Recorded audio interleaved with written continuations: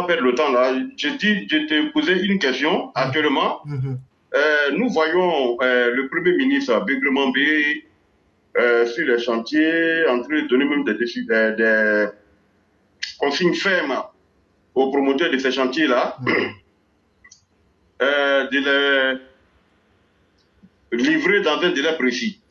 La question que je te pose maintenant, est-ce à dire, pendant la gouvernance de Patrick Achi, y avait-il des ralentissements sur la livraison des chantiers? Oui, tout naturellement. Je vous prends un exemple. Le cinquième, le 4, comment se fait-il que on n'a pas encore du quatrième et du cinquième pont, lequel a été le premier? Le cinquième pont. C'est le quatrième pont, pardon. Tout naturellement, le quatrième pont a commencé avant le cinquième pont. Oui. Mais comment se fait-il qu'on arrive à livrer le cinquième pont avant le quatrième pont? Franchement, je ne sais pas. Ok. Je vous prends encore un autre exemple. Est-ce que vous savez que tous les projets lourds au nord de la Côte d'Ivoire sont carrément bloqués? D'accord, moi, c'est ce que je voulais savoir. Non, je suis en train d'en venir petit à petit pour vous montrer la gravité du problème.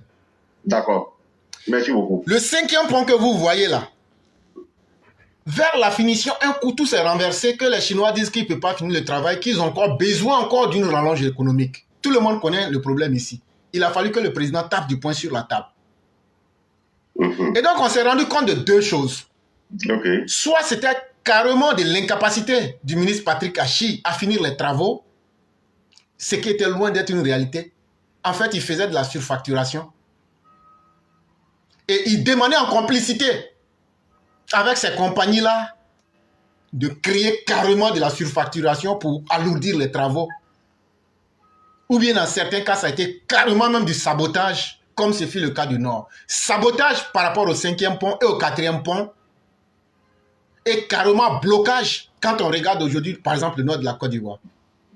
Il y a des projets qui étaient là, qui sur papier devraient finir dans un temps bien précis.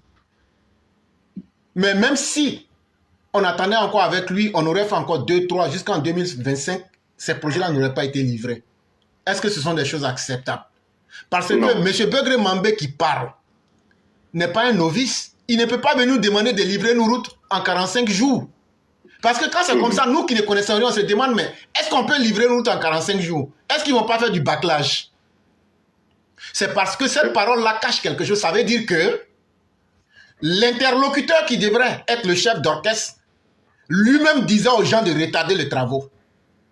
Maintenant que le chef d'orchestre a été changé, ce chef d'orchestre-là tient un autre son qui est différent du premier. Lui, il dit, on peut finir. Et donc, tout le monde voit la réalité. Ça a été carrément et du sabotage et du blocage volontairement entrepris par M. Patrick Achi. Ok. Dans ce cas, je vais prendre le cas des passeports. C'est pourquoi, il faut être honnête et sincère quand il s'agit de l'exécution des travaux concernant la nation. Je vais prendre un exemple, même si ce n'est pas l'exemple parfait, mais où je vais en venir, c'est-à-dire que c'est le cas de l'honnêteté.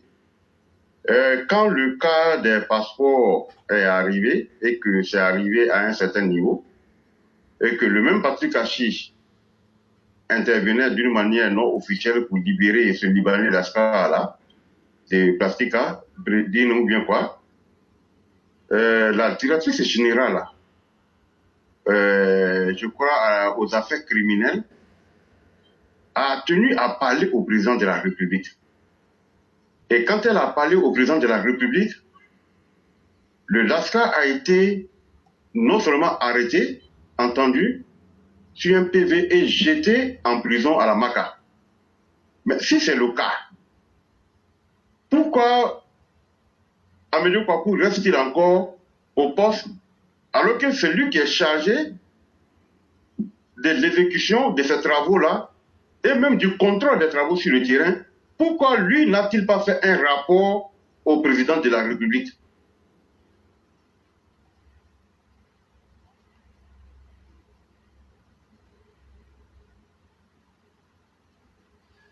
Vous m'entendez? On vous écoute parfaitement. Oui, pardon, je vous pose la question. Pourquoi Amélie Kouakou n'a-t-il pas fait un rapport au président de la République vu les difficultés de l'exécution des travaux sur le terrain, alors que tous les moyens ont été dégagés? Cher Aîné, je crois que vous êtes en train de me tirer la langue. En réalité, tout ça là, un juge allait bien détailler. Ce que vous voyez là, Amédée et autres là, ils avaient déjà une idée dans la tête. Il fallait saboter les travaux pour qu'en 2025, Patrick Kachi se présente et Amédée Pierre était parmi ceux avec qui ils avaient tenu ces réunions là. Il était dedans. Il n'est pas le seul. Mais comme c'est de lui que vous avez parlé, je vous dis ça aujourd'hui. Ok, d'accord. Donc, je continue. Je continue alors. Comme tu nous as éclairé, et je vais continuer. Donc, vous voyez, je disais que depuis son intervention, Patrick Kachi dans cette histoire des passeports, parce qu'il faut être attentionné sur le comportement de certaines personnes dans ce gouvernement-là. C'est le même Patrick Kachi qui se plaignait que Bitogo et certains membres du gouvernement faisaient double réunion. Quand ils finissent avec lui, ils vont tenir d'autres réunions avec Adama Bitogo. Et je crois même que cela a coûté le poste du président du directeur exécutif du RADP à Bitogo, après la mort d'Amel Bakayoko. Et lorsque Patrick Kachi est nommé comme premier ministre, il y a certains membres du gouvernement, il y a certains membres du RADP qui se croyaient déjà des successeurs potentiels du président Ouattara, vu leur ancienneté dans le parti. En oubliant que nous étions maintenant dans le RADP et qu'avec le président Ouattara, il n'y a pas de copinage. Et moi, je les interpelle toujours pour leur dire, on ne peut pas travailler avec le président Ouattara, qui a été un homme honorable sur le plan international, qui va au soir de sa carrière, que ce soit sa carrière professionnelle, sa carrière politique. Vous conviendrez avec moi que dans les 10 ans à venir, le président Ouattara serait à la retraite professionnelle, politique et autres. Mais il va rester toujours en activité, puisqu'il avait créé son cabinet de consultation lorsqu'il avait décidé de passer la main à son homme Amadou Gon Coulibaly. Voilà le réel problème de l'Afrique. Et moi, je dis aux gens du PDCI là, vous voyez, n'ayez pas des idées sélectives. C'est la même chose que Bédier voulait faire. C'est-à-dire que les militants du RDR, avec leur président, le président Hassan Ouattara, et tous les collaborateurs du président Ouattara ont pris ce pouvoir-là dans le feu et le sang provoqué par Gbagbo Laurent. Gbagbo Laurent serait parti en 2010, la Côte d'Ivoire ne serait plus à feu et à sang. Mais, Éclairé, tu as dit quelque chose la fois dernière, et je vais dire, le fait que c'est un nordiste qui soit au pouvoir là, je vous jure que il y a la majorité de certains collaborateurs et même les militants, malgré aujourd'hui au RHDP, par la manipulation de certains de leurs leaders qui sont aujourd'hui au RHDP, n'arrivent pas à digérer que c'est un dula, pour ne pas dire nordiste malinqué, qui soit au pouvoir. Et c'est manifesté même dans les églises, dans certaines églises, dirigées par Kouroua, qui l'a même fois manifesté d'une manière vulgaire, indécente, moribonde, en oubliant que dans cette église que lui, cette religion importée, il y a toutes les confessions, il y a toutes, je veux dire, il y a toutes les ethnies. Mais ce qui, certains de nos frères l'oublient, c'est qu'au nord, il y a les animistes, il y a les chrétiens, il y a les musulmans. Bien vrai que les musulmans dominent les autres religions, mais n'oubliez pas que dans le nord, il y a toutes les religions qui sont représentées, et même dans les familles. Mais quand vous voulez déporter un problème politique, sur le plan régionaliste, sur le plan religieux, sur le plan ethnique, mais vous qui voulez le pouvoir là, vous mettez votre leadership à mal. Voilà pourquoi aujourd'hui, aucun leader de l'opposition aujourd'hui ne peut s'aventurer dans le Nord pour aller parler. Pas parce que le Nord leur est interdit, mais les antécédents qu'ils ont eu, les propos antécédents qu'ils ont eu envers ce peuple-là. Aujourd'hui que tout est calme, la scène politique est assainie par le président Alassane Ouattara, où tout le monde peut aller aujourd'hui, quand il veut, comme il veut, mais ils n'ont plus le verbe pour aller s'arrêter devant ce peuple-là avec un certain nombre de projets. Voilà pourquoi aujourd'hui, Gbagbo Laurent, bien vrai qu'il y ait une femme nordiste, n'est jamais partie dans le Nord pour aller faire des civilités et avoir un autre langage. Et ils sont toujours dans ce même discours. Pour eux, là, le Nord, là, ce n'est pas la Côte d'Ivoire. Pour eux, là, les nordistes là, ne sont pas des vrais Ivoiriens. Pour eux, là, le nordiste là, ne doit pas diriger la Côte d'Ivoire. Mais moi, je vous dis, vous tous, vous tous, qui pensez comme ça, qui êtes dans l'opposition, fuck you aujourd'hui, fuck you demain, fuck you tomorrow. Parce que vous êtes tout simplement des inhumains, vous êtes tout simplement des bâtards, vous êtes tout simplement des animaux. Et vous avez un corps humain, mais vous avez un esprit animal. Ce n'est pas sérieux ce que vous faites. Vous n'êtes pas des humains. Black Widow est sorti. Et voilà. Éclaireur. Éclaireur. Oui, on est là, on vous écoute. Mon frère, merci beaucoup de m'avoir donné. Merci beaucoup. Attends, aujourd'hui, spécialement, je vais te dire merci.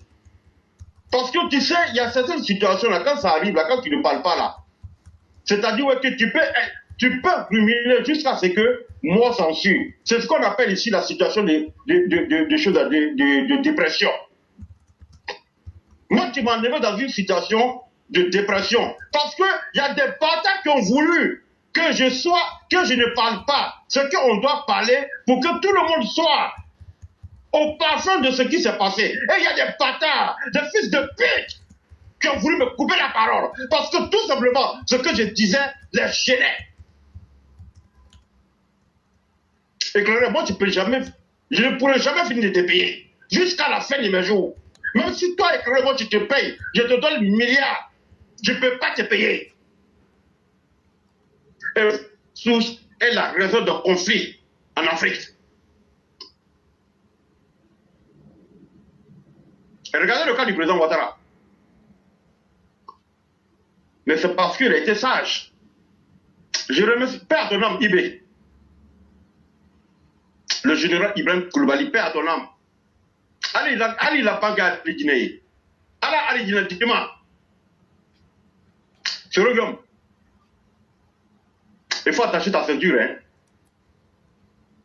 Parce que tant que nous on vit, toi se regarde.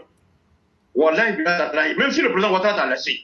Nandi Toye se regarde, c'est que nous sommes les fils de bâtards. Nandi Toye, c'est que Anou Bamba Yuri, 4 h du matin, la Kassourou TV Kadam Baïma.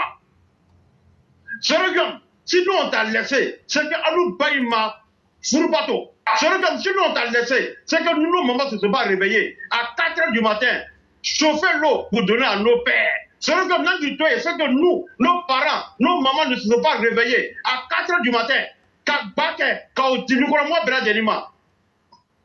Nous, tiens, sur le gamme. Nous, on va pas te laisser. Et t'es renvoyé. Parce que tu as voulu nous. Mais, hé, là, il a me déranger. Sur le gamme, fuck you. Et quand tu prives quelqu'un de sa liberté, quand tu veux mentir sur quelqu'un, ce qui n'est pas réel, tu veux que les gens acceptent ça pour que ça soit du réel. Je prends le cas du président Alassane Ouattara, puisque c'est aujourd'hui qu'il y a eu notre leader. En voulant la pêcher par tous les moyens, avec tout, et puis les coups de étaient là. Koutoua qui veut se faire passer aujourd'hui pour un religieux, pour un homme de paix, qui veut prier pour la paix, qui veut marcher pour la paix. Koutoua, il est au milieu. Quand nous, on lui tuait, Koutoua, il est au milieu. Koutoua, quand on tuait les nordistes, quand on violait nos mamans, quand on violait nos petites soeurs, on a violé nos petites soeurs à l'école de police. Et Koutoua, il est au milieu. Tu es où?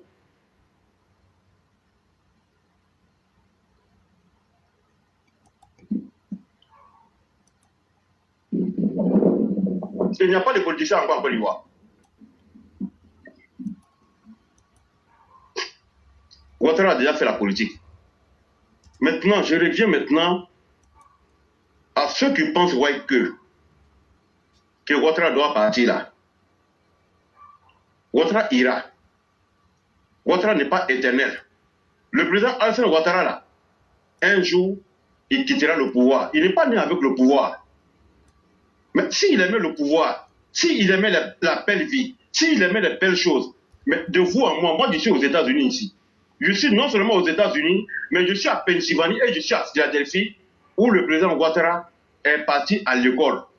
Et à travers les États-Unis, il y a tous les climats ici. Si le président Ouattara aimait la belle vie, le président Ouattara ne se serait pas déplacé des États-Unis pour aller dans votre bourgade de Côte d'Ivoire. Pour aller vous sortir du trou. Pour aller vous donner de l'eau, la lumière, les routes. Ouattara a tous les climats aux États-Unis. Il y a tous les climats. Tu veux la fraîcheur, tu viens dans le côté est, c'est-à-dire le côté de New York là. Il fait froid ici. Tu veux la chaleur là, tu vas à Miami, le temps doux. Tu veux encore extrêmement la chaleur comme le Niger là, tu vas à Arizona. Là-bas là, il fait chaud. Sur les 24 mois de l'année, il fait extrêmement chaud là-bas. Mais quand le monsieur a laissé ça là, et il a fait des études, et vous maintenant qui êtes ses collaborateurs là, je dis que est-ce que être noir là c'est une malédiction? Pourquoi vous ne pouvez pas faire le travail calmement? Pourquoi vous ne pouvez pas attendre à ce que le monsieur est en train de mettre en place? Les Américains ici, là, l'une des crises qui a frappé les États-Unis dans les années 1920, le président qui a rénové leur économie, qui a restructuré leur administration s'appelait Franklin Delano Roosevelt. À ce moment, les Américains, les gens ne mangeaient pas. Mais le monsieur est venu tellement qu'il a bien travaillé, les Américains lui ont donné jusqu'à 4 mandats. Et c'est ça, certains militants RDP prenaient pour accompagner la forfaiture de certains opposants, surtout à celui de Moko. Il y a certains même qui sont nommés aujourd'hui aux États-Unis ici, qui ont pris ce test-là pour dire que le président Ouattara doit se reposer, qu'il est fatigué. Et je les ai dit à son temps que le président Ouattara ne se reposera pas.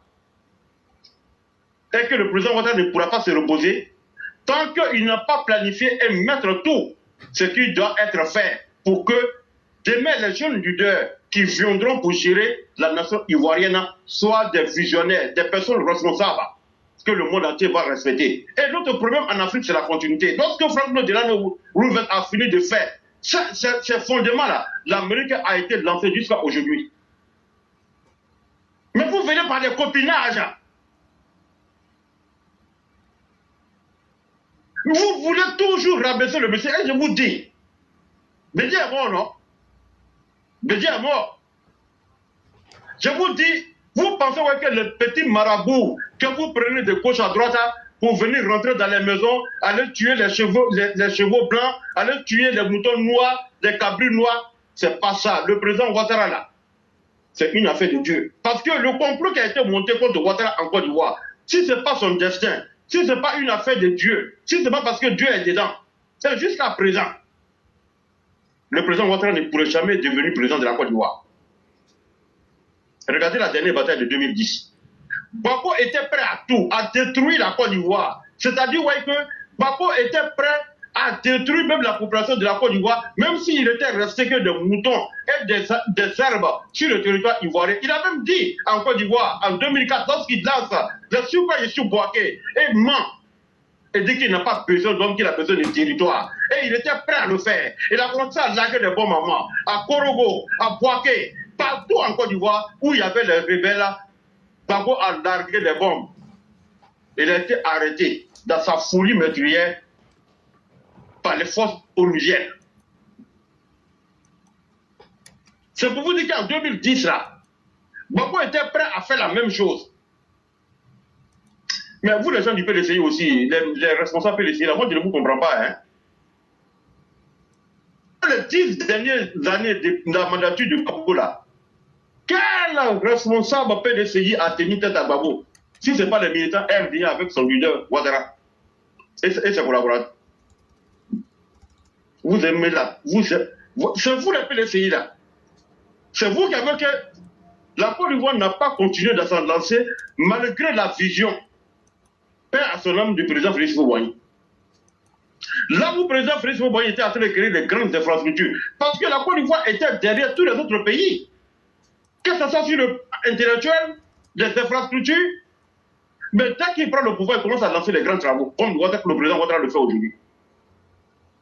Mais c'est vous les gens du PDCI là, des paresseux comme vous, des voleurs comme vous. Vous avez mis non seulement l'économie à plat, mais vous avez détruit les ressources humaines. Puisque Bédié n'a pas créé une seule université après Oufoué. Mais de la Corée du Sud qu'on parle. Sa matière première, et qui est interdisable, c'est les ressources humaines, la formation, l'école. La Corée du Sud n'a pas de matière première. Mais pourquoi la Corée du Sud parle là où on doit parler des grandes décisions de l'économie mondiale? C'est parce qu'ils ont fait des investissements sur les enfants qui sont partis dans les écoles, dans les grandes écoles. Mais vous les petits et autres là, mais vous avez tout détruit. Et vous avez ce même comportement là. Pour une organisation de la Coupe d'Afrique, quelque chose de plus simple, vous êtes marché dessus. Vous les responsables PDC, Abidjan François et puis dans nos polaires. Regardez là où on en est aujourd'hui. Les travaux ne sont même pas encore finis à 70 jours du début de la compétition. Parce que vous êtes habitués à la facilité, vous êtes habitués à la magouille, vous êtes habitués au vol en un mot.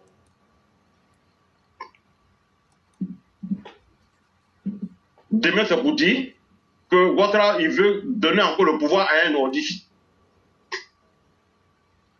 Mais si vous êtes incompétent, vous êtes dans le copinage, vous êtes dans la malversation, vous ne vous assumez pas. Un leadership, là, ça ne se décrète pas, ça s'assume. Et j'avais dit ça à Patrick Hachi. Depuis ces 2 ans qu'il a fait au poste de Premier ministre, Patrick Hachi n'a jamais fait de tournée dans le Nord. Il comptait sur quoi? Aucun grand travaux des infrastructures. Il y a un jeune qui vient tout juste sur la MCI qui disait ouais, qu'à partir de Boaké là, qu'il n'y a pas de scanner à Korogo. Est-ce que c'est faux ce qu'il disait? Un jeune intellectuel qui vient sur la plateau de la MCI. Il s'appelle, je crois, Eddie quelque chose. Il le dit toujours qu'au-dessus de Boaké là, qu'il n'y a pas d'équipement d'hôpital dans les régions du Nord, qu'il n'y a pas de scanner dans le Nord.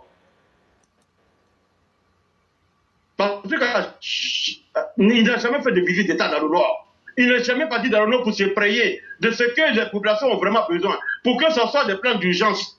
Patrick Hachi ne l'a pas fait. Donc vous avez toujours l'intention de nous exclure. Aïna, Aïna, Batradeng, Aïna, Sakamna Pérou, Aïna, Bana Pérou, Aïna. Si vous êtes toujours dans la même position que vous avez concocté depuis les années 90 à la mort du fouet, Aïna, n'a même pas tout fra Krengré, c'est comme nous sommes des bâtards. C'est depuis que vous soyez, c'est vous, vos parents, vos pères qu'on ne connaît pas, et c'est vous qui tracez les autres de non-ivoiriens. Quand on traçait les frontières en 1893, on a demandé l'avis de vos parents.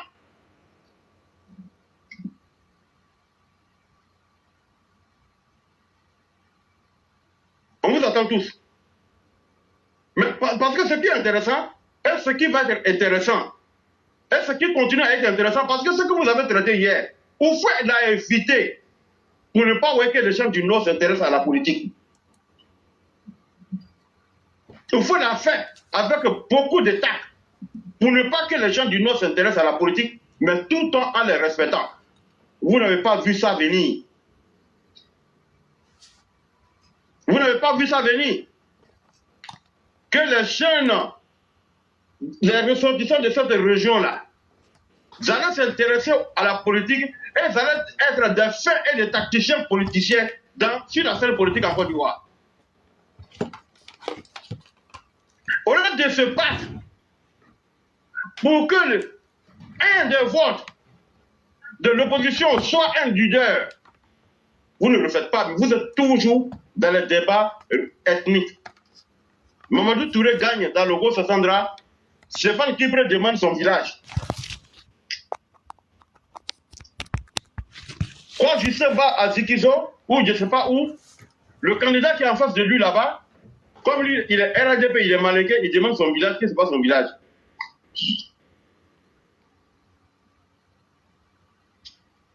Ok. Nous, en tout cas, ce qu'on sait, on a l'écoute du président Alassane Ouattara. Ce qu'on sait, c'est qu'aujourd'hui, là, personne ne peut marcher encore sur le pied de quelqu'un. C'est par respect, non? L'éléphant vient d'Atocha la nuit. S'il vient dans la journée, tu peux faire quoi? Les gens font tout possible pour que les choses soient d'une part égale sur le territoire. Mais jusqu'à présent, à l'économie Maja, à l'économie Tekaja, mais si vous déclenchez encore, si vous avez déclenché encore, quand ce nettoyage que nous allons faire, ça sera un nettoyage systématique et à partir de là, les enfants qui viendront seront qui s'est passé avant et à partir de là, il y aura une continuité dans la paix, dans la légalité, dans la transparence. Même ceux aujourd'hui qui s'agitent dans les frontières de la Côte d'Ivoire, les jeunes qui viendront ne vous feront pas de cadeaux.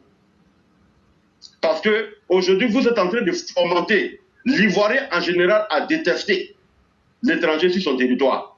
Et cette bataille-là, vous les étrangers, tout confondu, vous n'allez pas le gagner. Et voici le cas de la CAN qui nous a prouvé, avec la manifestation de toute la jeunesse ivoirienne en réclamant ce qui leur revient de droit, puisque le président a déclaré l'année 2023 l'année de la jeunesse, et que la Coupe d'Afrique, en partie d'abord, c'est une compétition de la jeunesse.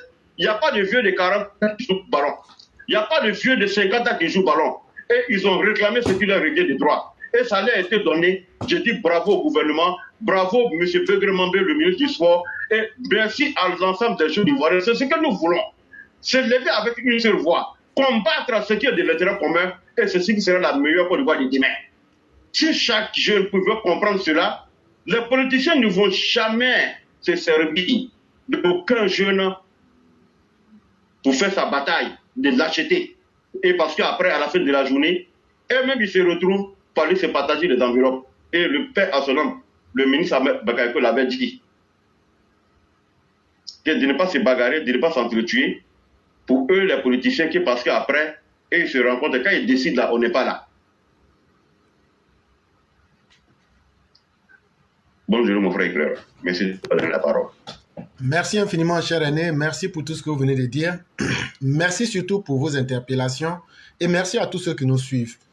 Et pour ajouter un peu sur tout ce que vous avez dit, nous disons aux Ivoiriens d'être sereins. Et tout ce que vous voyez, non, troisième mandat, non, Ouattara est fatigué, il doit partir, non, Ouattara va lutter contre son petit et son enfant, son fils. Allons dans l'histoire, on va rappeler qui a honte et qui n'a pas honte. Cher aîné, vous vous souvenez de l'année 1990? Ok, peut-être que le B52 n'est pas là. Je voulais faire une petite interaction avec lui. Non, je suis là. Je t'écoutais, je suis là. Est-ce que vous vous souvenez de l'année 1990? Très bien, oui. Oufou avec quel âge? 88 ans. Gbagbo avec quel âge? Je crois qu'il avait 45 ans, bien 40. Il était dans la quarantaine, bien presque. Il avait la moitié de l'âge de Félix Houphouët-Boigny. Bon, moi j'appelle André Silver Conan. Houphouët-Boigny même là, qui est le plus grand que nous tous on respecte là, pourquoi il n'a pas eu honte de se présenter contre quelqu'un qui a la moitié de son âge? Il faut venir nous répondre à ça. Ça fait 1. Bédié, en 2005, je pense, a éliminé tout le monde pour aller aux élections avec le professeur Francis Vangba Wodié, qu'on appelle Monsieur 1%. Bédié n'a-t-il pas eu honte de se présenter avec un minoritaire à des élections? En éliminant bien sûr le Front républicain. Il faut venir nous répondre à ça. Je te donne les années, les dates. Comme tu veux être journaliste là, je vais t'obliger à aller dans le factuel. Et on va venir dire ça devant les gens ici. Ah non, non, non, il faut laisser ça. Ça, c'est le passé. Bon, on peut laisser le passé. Mais revenons dans les années 2000. Cher aîné, il y a un pays qu'on appelle l'Argentine. Oui. En 2007, là, il faut rappeler à André Silva Conan qu'en 2007, là, même si comparaison n'est pas raison, celle qui a succédé au président qui était là, Cristina Kirchner, là, elle a succédé à son époux, à son mari, à la tête de l'Argentine. Donc là, ce n'est pas une honte chez eux. Et parce qu'on n'a pas regardé qu'elle est une femme pour dire qu'elle ne peut pas être là, on a regardé ses compétences pour la mettre là. Entre 2005 et 2019, ça c'est au Sri Lanka. Beaucoup ne connaissent pas ce pays-là. Tapez, vous allez voir Sri Lanka. Les frères Rajapaksa, un des frères a succédé à un autre. Ça n'a pas choqué le monde. En 1984, Rahul Gandhi a pris la succession du pouvoir en Inde après sa mère comme premier ministre là-bas. Parce que chez eux, là, c'est le premier ministre qui est le président, en réalité.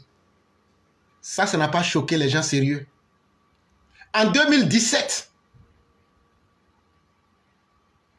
l'ancienne femme de Jacob Zuma, qu'on appelait Dlamini Zuma, elle n'a certes pas réussi en 2017 à prendre la tête du pays, mais elle a voulu succéder à son mari, Jacob Zuma, à la tête de l'Afrique du Sud.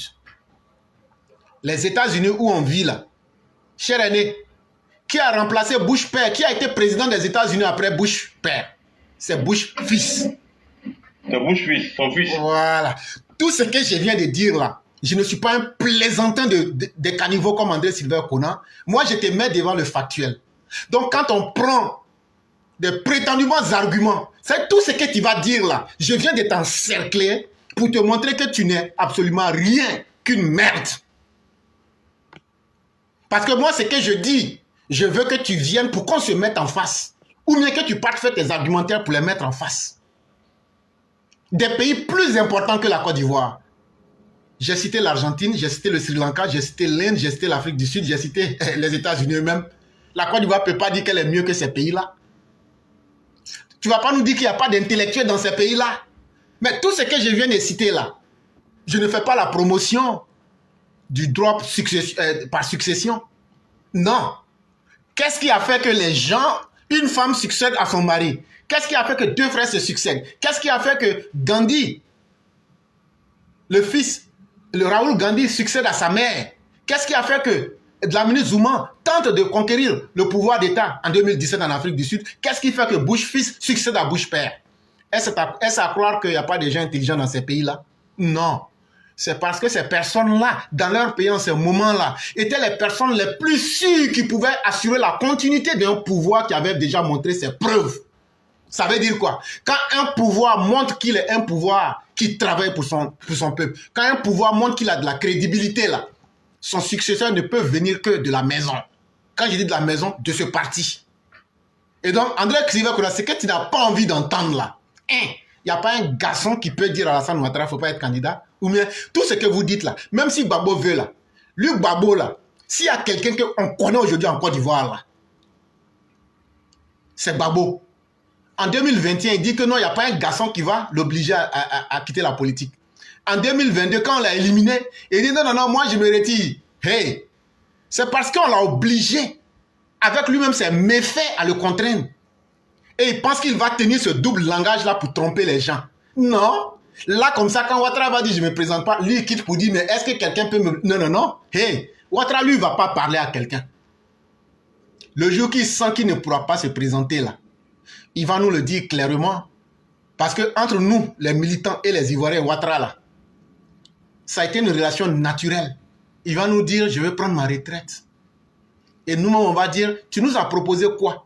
Il va nous dire voilà les alternatives que je vous propose. Même si Ouattara nous montre un chien avec pain wax, on va voter ça. Pourquoi on va voter ça? Parce que l'homme Ouattara, là, ce qu'il a fait là, c'est lui seul qui sait comment il a construit le pays là. C'est lui seul qui sait où il a pris le pays et où il a mis le pays. Donc lui-même là, s'il y a quelqu'un qui a intérêt à ce que son travail ne se gâte pas là, c'est lui-même qui connaît ça mieux que moi, mieux que tous. C'est Ouattara qui sait comment lui il a pris ce pays-là, en lambeau derrière Laurent Gbagbo. C'est lui-même qui allait prendre les dettes. Les dettes, là, on n'a pas encore fini de payer. Tu vas venir confier ça à des ignorants. Ouattara a déjà donné la réponse. On ne va pas confier ce pays-là à des gens qui veulent venir s'amuser ou bien qui vont venir dilapider les fonds. Ce n'est pas vous.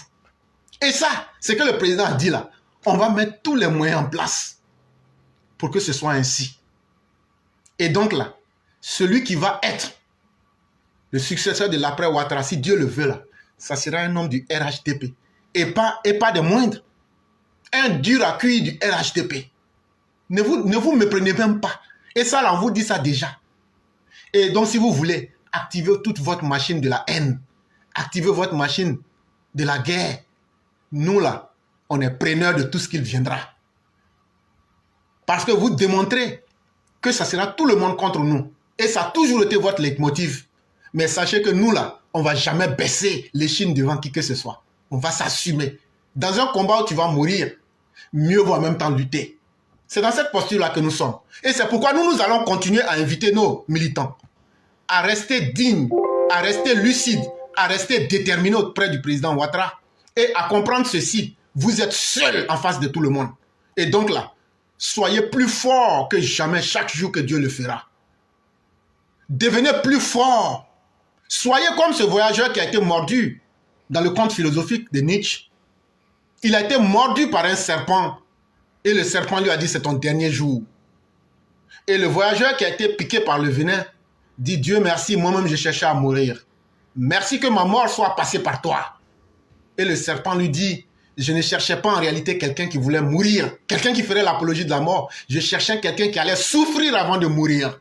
Il lui dit, toi tu ne mérites pas de mourir, voilà la guérison. Nous là, vos venins, votre haine là, ça va nous galvaniser. Et ça nous permet de dire à nos militants, on est seuls contre tout le monde. Il faut qu'on se batte. Et on se battra. Même si à la fin on doit mourir. Mais on se battra. Et sans état d'âme. Chers militants, le temps de l'amusement, il est terminé. Ça sera la haine de tous contre le RHDP. Et surtout le RDR. Qu'est-ce qu'on fait? Il faut baisser les chines, il faut avoir peur. Non, il faut assumer notre destin. Chers amis, c'est là que j'allais m'arrêter. On espère que les militants vont comprendre ce que nous sommes en train de dire. Moi, les communications que je fais là, je ne cherche pas à être populaire. Je ne cherche pas à avoir l'argent. Je ne cherche pas à plaire à quelqu'un. Je dis ce qui est la vérité selon ce que je connais. Je ne connais pas tout. Mais une chose est évidente. Les faits nous trompent très difficilement dans nos analyses. Et donc là, 2025 là, ça a commencé depuis qu'on a fini les élections locales là. Ça a commencé. Ne vous amusez pas avec quelqu'un sur le terrain. Soyez ferme dans vos décisions et ne reculez devant personne. Nous, on a le meilleur des leaders. Comment on peut nous dire, laissez tomber celui qui a relevé la Côte d'Ivoire. Laissez tomber celui qui a rendu la Côte d'Ivoire un havre de paix pour la confier à nouveau à des médiocres. À des incapables. Quand on leur demande, quand vous étiez là, vous avez fait quelle preuve? Rien. Quand vous avez quitté, vous êtes allé, vous avez fait quoi? Rien. Côté PDC, tous les autres, rien. Vous pensez que Alassane Ouattara, c'est un enfant maudit. Lui, il va venir travailler chaque fois et puis mettre ça à la disposition comme ce qui a été fait pour Bédier. Ça va pas se répéter. Alassane Ouattara, là, s'il y a un politicien qui est bien né là, il n'y a pas un politicien qui soit mieux né, qui soit bien né plus qu'Alassane Ouattara. Il n'est pas l'esclave de quelqu'un. Il n'est pas un citoyen à moitié pour dire que lui, là, les autres vont décider à sa place. Et ainsi en est-il pour ses militants. On ne va pas aussi négocier ce qui nous revient de droit à moitié parce que des chiens errants ont parlé. Chers amis, je vous laisse là. Nous sommes à la fin de l'émission et je vous laisse avec la conclusion. Merci mon frère éclaireur. Et j'interpelle ici tous les militants, tous les sympathisants. Depuis que Patachi a été débarqué du poste de Premier ministre, soyez en ordre de bataille. Soyez sûrs. Ce qu'on avait laissé, on a combattu depuis la mort du fouet là, c'est ce qui va reprendre. Regardez, le chien là ne change jamais sa manière de s'asseoir. Ne soyez pas surpris qu'à l'heure de 2025, les débats ethniques reprennent, les débats religieux reprennent et les débats d'exclusion reprennent. Boka Gervais Sako, envoyez cette vidéo-là à Boka Gervais Sako. Parce que à chaque fois qu'il y a un problème de fraude supposé sur les listes électorales, c'est la communauté du Nord qui est toujours indécise par ces batailles-là. En bas, si l'opposition, par son manque de responsabilité, ne peut pas s'assumer là, n'entraînez pas les enfants des gens à la mort. Parce que nous sommes plus que jamais déterminés. Et nous sommes à fond. Plus que jamais dans la politique. Même nos membres qui vendent au marché, qui ne parlent pas de la politique là, parlent maintenant de la politique.